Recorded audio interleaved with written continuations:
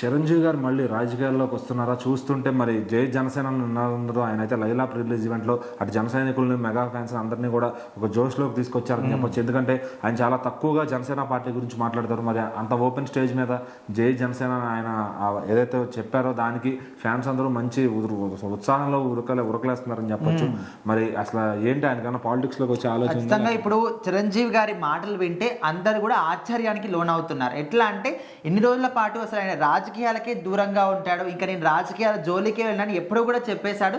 So మరి ఇప్పుడు చూస్తుంటే ఢిల్లీ నుంచి కూడా ఆయనకు కీలకమైన బాధ్యతలు వస్తాయని, కేంద్రం నుంచి ముఖ్యంగా బీజేపీ పార్టీ నుంచి ఎక్కువగా ఆయనకు సపోర్ట్ కనిపిస్తూ ఉంది. సో ఇప్పుడు ఏంటంటే నిన్న అక్కడ మాట్లాడుతున్న క్రమంలోనే ఏ విధంగా అంటే అప్పట్లో ఉన్నటువంటి ప్రజారాజ్యం పార్టీయే రూపాంతరం చెంది జనసేన పార్టీగా వచ్చింది, జై జనసేన అనే విధంగా ఆయన నినాదాలు చేశాడు. సో ఇది విన్న తర్వాత పక్కా అందరికి ఒక డౌట్ మాత్రం వస్తుంది, అక్కడ మళ్ళీ రాజకీయాల్లోకి రానని చెప్పేసి వెనకాల నుంచి పవన్ కళ్యాణ్ పంపించారా? సో ఆయనకు అంటే అందరి ముందలా ఇక్కడ జనసేన పార్టీకి సపోర్ట్ తెలపడు. చాలా సందర్భంలో మనం చూసాం, ఇక్కడ ఆయన ఎలక్షన్లో క్యాంపెయినింగ్ చేసినప్పుడు కూడా ఎప్పుడు కూడా పవన్ కళ్యాణ్ పార్టీకి కానీ ఆయనకి ఇక్కడ కూడా సపోర్ట్ తెలపలేదు.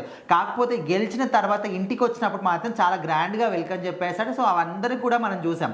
సో ఇప్పుడు చూసుకుంటే మళ్ళీ ఆయన ఇక్కడ ప్రజారాజ్యం పార్టీయే ఈ పార్టీగా వచ్చిందని, జై జనసేన పార్టీ అని, అదేవిధంగా బీజేపీ తరఫున కూడా మంచి సపోర్ట్ వస్తుంది, కేంద్రం నుంచి కూడా కొన్ని కీలకమైన బాధ్యతలు ఇస్తామని ఎప్పటి నుంచో కూడా మాట్లాడుకుంటున్నారు. బీజేపీ పార్టీ తరఫున ఎక్కడ ఏ ఒక్క ప్రోగ్రాం పెట్టినా, ఏ ఒక్క సభ నిర్వహించినా ప్రతి ఒక్క ప్రోగ్రామ్కి కూడా ఖచ్చితంగా ఇక్కడ చిరంజీవి గారిని పిలుస్తున్నారు, సన్మానిస్తున్నారు, అన్ని ప్రసంగాల్లో కూడా ఆయన భాగం చేస్తూ ఉన్నారు. సో ఇవన్నీ కూడా చూస్తుంటే ఖచ్చితంగా అక్కడ కేంద్రం నుంచి ఏదో ఒకమైన కీలక బాధ్యత మాత్రం చిరంజీవి గారికి వస్తుంది అని గట్టి నమ్మకంతో ఉన్నారు. అయితే పవన్ కళ్యాణ్ గారు కూడా వెనకాల నుంచి ఇదే అనుకుంటున్నారు. ఒక 10 సంవత్సరాల పాటు ఆయన ఒక పార్టీలో కష్టపడి ఇప్పుడు డిప్యూటీ సీఎం హోదాలో ఉన్నాడు. సో అలాంటి వ్యక్తికి ఖచ్చితంగా ఇక్కడ ఎలక్షన్స్ జరిగినా కూడా కేంద్రం నుంచి అక్కడికి పంపిస్తున్నారు, ఇక్కడ క్యాంపెయినింగ్ చేపిస్తున్నారు, ప్రసంగాలు చేపిస్తున్నారు. ఎందుకంటే ఆయనకు మాటకున్నటువంటి తీరు అలాంటిది, ఆయన మాటకు ప్రతి ఒక్కరు కూడా ప్రభావితం అవుతున్నారు, కనెక్ట్ అవుతున్నారు. సో అలాంటి వ్యక్తి వాళ్ళ అన్నయ్యల్ని కూడా రాజకీయాల్లోకి తీసుకురావాలని ఒక గట్టి నమ్మకంతో ఉన్నాడు. ఎట్లా అంటే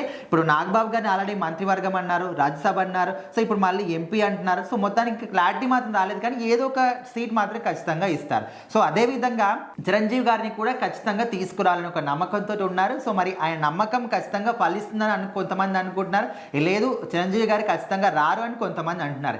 ఏదేమైనప్పటికీ చూస్తున్న పరిణామాలు, ఆయన మాట్లాడుతున్న మాటలు, కేంద్రం నుంచి వస్తున్న సపోర్ట్ చూస్తే ఖచ్చితంగా ఆయన రాజకీయాల్లోకి వస్తాడని గట్టి నమ్మకం మాత్రం అందరిలో కూడా ఏర్పడింది. మీరేమనుకుంటున్నారో కూడా కామెంట్ చేయండి.